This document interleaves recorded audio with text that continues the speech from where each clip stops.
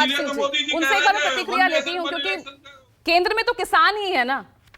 तो मास्टर शिवराज सिंह, माफी से क्योंकि देरी से आपके पास आ रही हूं, लेकिन समझना चाहूंगी किस तरह से आप ले रहे हैं मोदी सरकार ने भारत रत्न की घोषणा और दो किसान जनक जिन्हें हम कहते हैं, पूर्व प्रधानमंत्री चौधरी चरण सिंह और हरित क्रांति के जनक MS स्वामीनाथन। जी पूजा जी धन्यवाद। पहले तो किसान के पास सब्जी देरी से आते हैं। चौधरी चरण सिंह जी एक विभूति थी और किसानों के मसीहा थे, जो उनको भारत रत्न से सम्मानित किया है। भारतीय किसान लोक शक्ति भारत सरकार का तहे दिल से धन्यवाद प्रस्ताव पास करती है।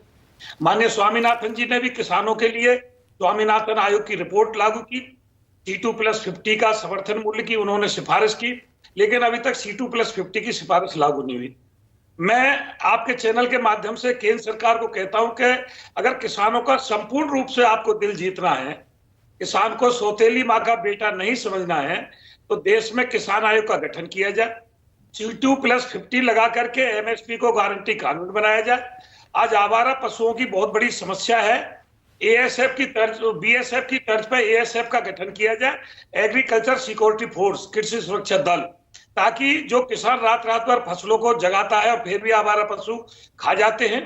खाद बीज की जो मुख्य समस्या है उनका निस्तारण किया जाए। पशुओं की बेहतर चिकित्सा के लिए हर जिले में बड़े अस्पताल खोले जाए, क्योंकि आज मवेशियों की चिकित्सा बिल्कुल धराशायी है। और गांव में भी जो सरकारी स्कूल और जिलों में सरकारी अस्पताल है, उनमें शिक्षा स्वास्थ्य का बहुत बुरा हाल है। बहुत सारा काम आज किसानों को, क्योंकि किसान ने कोरोना काल में भी देश की GDP को बनाए रखा। किसान जो है भारत की अर्थव्यवस्था में बहुत बड़ा भागीदारी है, लेकिन किसान खुद कर्जे में दबा हुआ है। एक जैसे मानसून सत्र होता है लोकसभा में, सारे सत्र होते हैं, एक किसान सत्र भी लोकसभा में चलाया जाए 4-5 दिन के लिए, जिसपे किसानों के लिए ही चर्चा हो। और जो देश का बजट ये माननीय लोग खा जाते हैं, विधायक और सांसद और मंत्री को जो बहुत बड़ा बड़ा वेतन भत्ता और पेंशन मिलती है, इसको बंद किया जाए। क्योंकि इनको जो विकास शुल्क मिलता है कम से कम 30-40%, तो ये अपनी विकास निधि में से खा जाते हैं ठेकेदारों के माध्यम से। वही बहुत बड़ा पैसा इनकी जेब में चला जाता है विकास निधि से। लगभग मास्टर सबको तो मैं शिवराज नहीं सिंह, कहता। बिल्कुल परेशानियां जो प्रॉब्लम्स हैं वो बरकरार है, इस पर मैं जवाब लूंगी राजेश जी से। लेकिन ये कहा जा रहा है कि जो भारत रत्न की घोषणा की है उससे किसान वर्ग जो अब तक नाराज चला आ रहा था उसे साधने की ये कोशिश है। जयंत चौधरी को अपने पाले में लेना, वो भी उस किसान वर्ग और जाट लाइन को साधने की एक कोशिश है। कितना सही है? वो राजनीतिक बात है। भारतीय किसान लोक शक्ति संपूर्ण रूप से राजनीतिक संगठन है। जयंत जी क्या करेंगे, भाजपा क्या करेगी, वो उनके बीच का मामला है। लेकिन एक किसान नेता को सम्मान देना ये गर्व का विषय है। इसके लिए हम भारत सरकार का तहे दिल से जैसे भारतीय किसान लोक शक्ति ने मांग की थी कि खेतों की खतौनी की तर्ज पे गांव में घरों की घरौनी बनाई जाए, और आज उत्तर प्रदेश में क्या पूरे भारत में घरों की घरौनी बन रही है, ये भारतीय किसान लोक शक्ति की मांग थी। तो हमने उसमें भी केंद्र और प्रदेश सरकार का धन्यवाद प्रस्ताव पास किया था। अगर सरकार अच्छा काम करती है तो हम धन्यवाद प्रस्ताव पास करते हैं।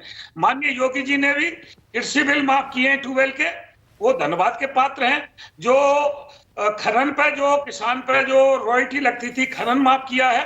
हमारे मांगने पे मेरे गांव में एक ट्रामा सेंटर दिया है, 150 बेड का हॉस्पिटल और 2 डिग्री कॉलेज माननीय मुख्यमंत्री जी ने दिए। लेकिन चौधरी चरण सिंह को भारत रत्न की मांग ये तो बहुत पुरानी है, लेकिन ठीक 2024 में चुनावी साल में, चुनाव से 2 महीने पहले ये भारत रत्न देना, इसकी घोषणा करना, आप इसे किस तरह से देखते हैं? मैं ये कह रहा हूं कि देश के किसान ने 60 साल लगातार कांग्रेस की सरकार रखी, लगातार कांग्रेस की सरकार रखी, लेकिन किसान वहीं की वहीं दोबारा।